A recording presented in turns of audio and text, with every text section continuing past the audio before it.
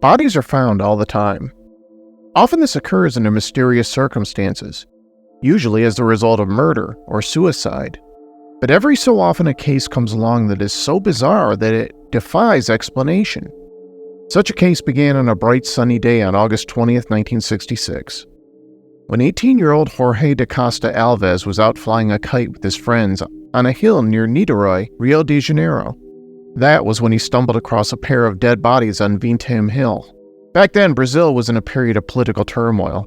The former Brazilian president, João Goulart, was overthrown in a military coup d'etat 2 years earlier. There was still a great deal of political unrest going on throughout the country, so it wasn't even completely uncommon to find dead bodies every so often. But these bodies in particular lying in the weeds were something different. Jorge ran frantically down the hill to inform the police. By the end of the week, as more details came out, things grew even weirder from there. Because before long, some people began to question whether the killer the police were looking for were even human.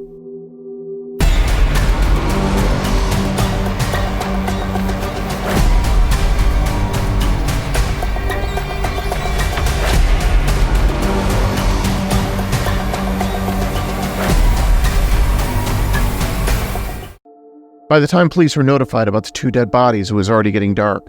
Vintém Hill is surrounded by thick brush and forest, so the police decided to hold off their investigation until morning. The problem is that by the time they got there the following morning of August 21st, the place was already swarming with reporters who had also learned of the mysterious deaths. The bodies of the two dead men on Vintém Hill were lying peacefully on their backs with their hands behind their heads, almost like they had laid down to take a nap.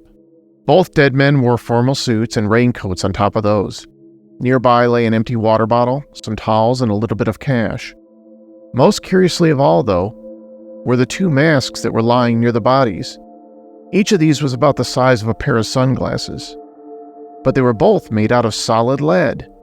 Police were soon able to identify the dead men as 34-year-old Miguel José Viana and 32-year-old Manuel Pereira de Cruz. They were both electronics repairmen who hailed from a town about 175 miles away from Niterói. Both men were happily married and well-respected in their community.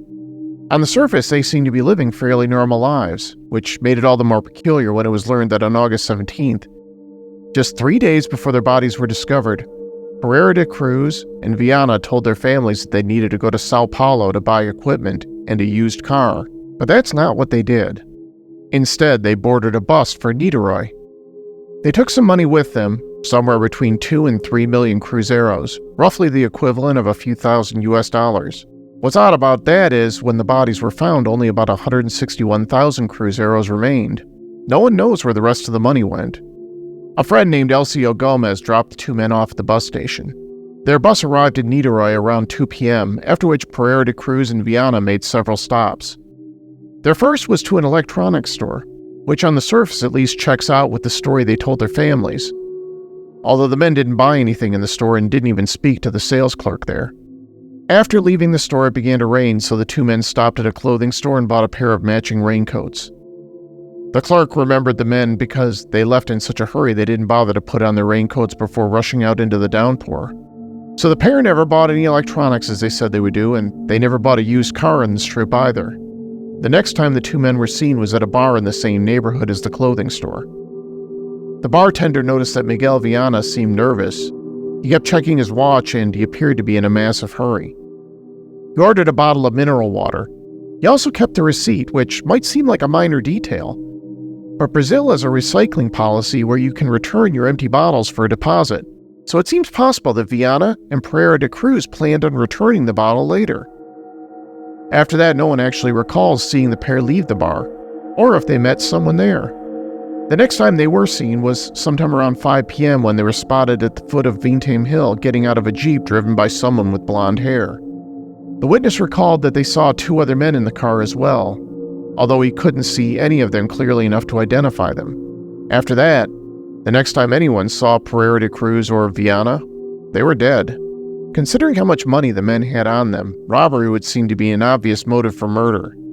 That is, if that's how they died. But if that's the case, that doesn't explain why some of the money was still found with them. Of course, we still don't even know for sure if the men actually were murdered.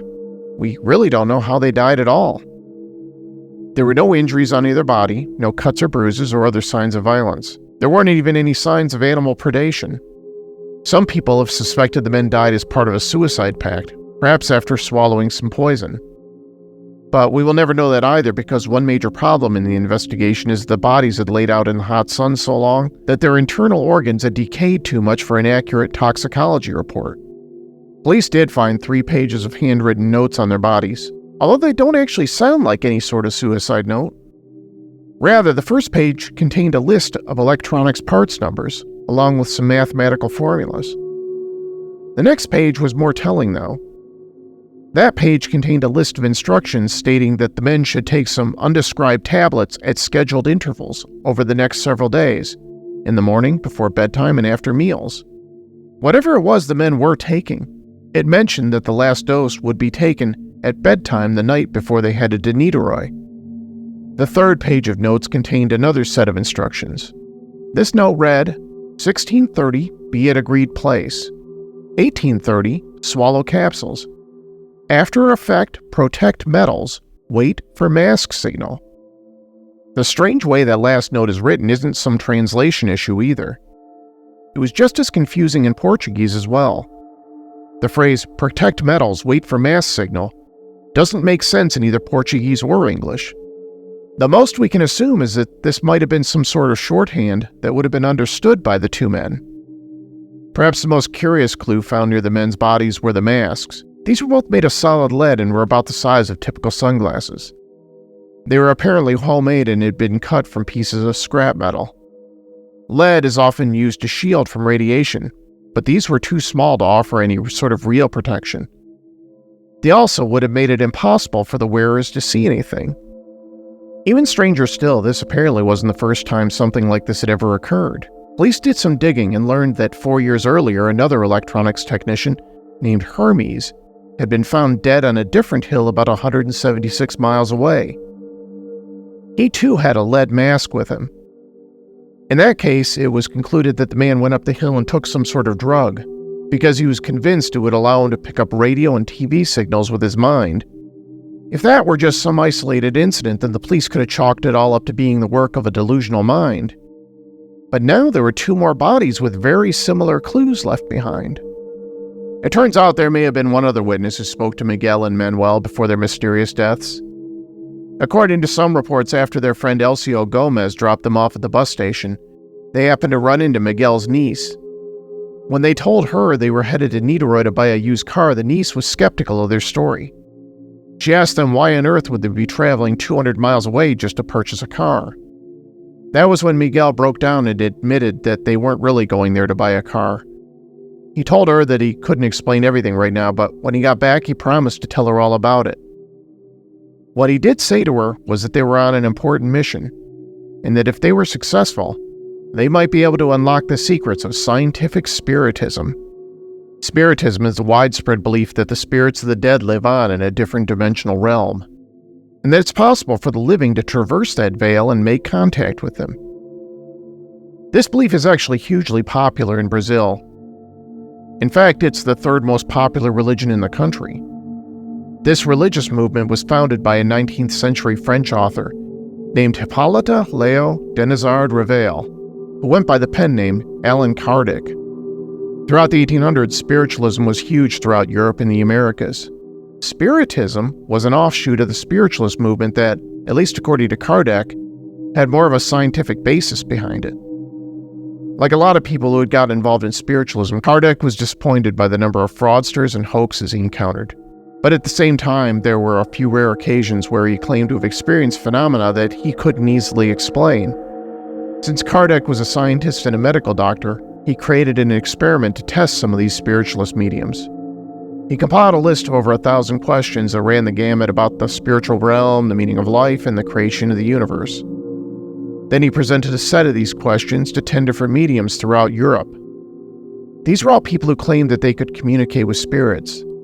None of these mediums knew each other or had met in any way, but after giving each of them his questions, all 10 mediums gave Kardec back a set of identical responses. Kardec took this as proof that there was more to life in the great beyond. He compiled these answers into a book that became the basis for his spiritism movement. One core tenet of Kardec's scientific spiritism was the idea that each human body had a soul tethered to it, and that once the physical body dies, that soul becomes reincarnated into a new physical form. This isn't anything new, of course, but Kardec insisted that he had the power of science on his side to back up his beliefs. As police dug further into the lives of Manuel and Miguel, it soon became apparent that they were both followers of Spiritism. Investigators found a book on scientific Spiritism in Miguel's home. The most telling clues about Miguel and Manuel's fate could be found in several highlighted passages inside the book that talked about intense luminosity, the spirit realm, and masks. All that was weird enough, but a week after the bodies were discovered, another witness came forward who only deepened the bizarre mystery. On the night the two men died, a woman named Gracinda de Souza claimed that she was driving with her kids past Vintame Hill when she spotted a gigantic orange oval-shaped object that was surrounded by a band of fire hanging over the top of the hill and sending out rays in every direction. She said that she stopped the car and watched the glowing object for several minutes as it danced up and down in the sky. Gracinda went home and told her husband about the sighting, but by the time he returned to the hill, the strange light in the sky was gone. It would be one thing if it was just a lone witness who reported seeing the UFO that night.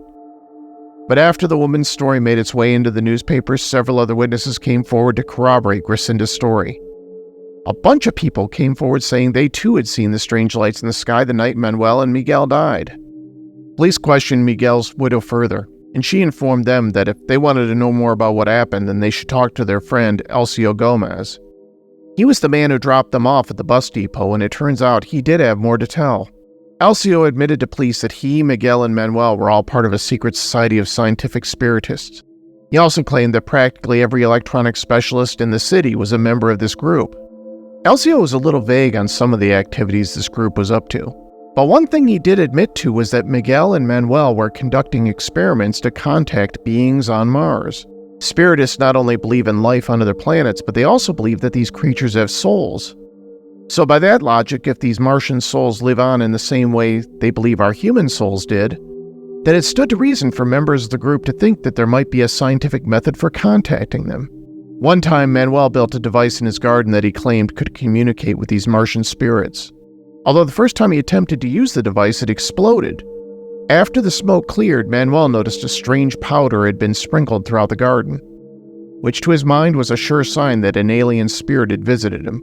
Then on June 13th, about 2 months before Viana and Pereira de Cruz were found dead, the two men attempted another experiment to contact the alien spirits. Only this time they performed their experiments from the relative safety of a beach at Adafona, about 24 miles away from their homes. During this experiment, the members of the spiritist group who had gathered that day witnessed an intensely luminous object in the sky. The light hovered overhead for about 5 minutes before another massive explosion occurred that shook buildings 15 kilometers away. Newspapers reported that several fishermen out in the ocean also claimed to have seen a flying saucer fall into the water around the same time this occurred. One article stated that both the Brazilian Navy and Air Force intelligence had become interested in the mysterious deaths of Viana and Pereira de Cruz. Some stories claimed that the Navy and Air Force had been interested in the men all the way back to June 12th, the day before their alleged UFO sighting on the beach. That was when one article claimed the Navy's monitoring station intercepted some strange radio transmissions between 3 ham radio stations that didn't officially exist. Elcio claimed that Miguel and Manuel ran their own secret radio station, so one of the 3 signals the Navy picked up had to be coming from them. It's still a mystery, though, who was operating the other 2 stations. There are plenty of questions surrounding the strange deaths of Miguel José Viana and Manuel Pereira de Cruz that likely are never going to be answered. The most we can do is speculate what might have happened based on the stories that emerged after their deaths. One such story came from a newspaper article that spoke to a man identifying himself as a professor of yoga. He said that he knew a lot of members of the spiritist community and that he guessed that Viana and Pereira de Cruz had been attempting to contact spirits telepathically, using high-frequency thought waves. In order to do so, he knew that a lot of spiritist members had begun experimenting with psychedelic drugs like LSD or mescaline. It's not actually possible to die of an overdose of those drugs, but who's to say what other chemicals the men may have been taking to fuel their spiritual journey? There was another interview that appeared in the Brazilian newspaper El Globo with a scholar named Father Quevedo, where he claimed that whatever drugs the men took were meant to induce a trance state where they would be able to perceive light emissions from the spiritual realm. Father Quevedo said the light from this other realm would be so powerful, it would be blinding, which of course provides a logical explanation why the men would have created the lead masks. It's certainly possible that Viana and Pereira de Cruz died of an overdose or perhaps even poisoning. But without knowing what they took and without a full toxicology report, we'll likely never know if the men OD'd or were even murdered. This leaves one final theory as to what might have really happened, although it's pretty out there. It's one we at least might want to consider, though. One detail to the story that's never been fully explained were the rash of UFO sightings that occurred the night the men died. Now, it's completely possible all these people were mistaken or even lying for publicity. But what if there actually was some truth to the Spiritist teachings, that the soul is tethered to the body and just waiting to be taken away? Maybe, just maybe, those strange lights in the sky that were seen that night over Vintame Hill were coming down to take Miguel Viana and Manuel Pereira de Cruz's souls away to wherever it is they came from. If that's the case, then maybe the men with the lead masks might finally have gotten the answers they were searching for. Thanks for checking out this video. If you enjoy this content and want to see more like it, then please click the subscribe and bell icons to be alerted when new videos like it are posted.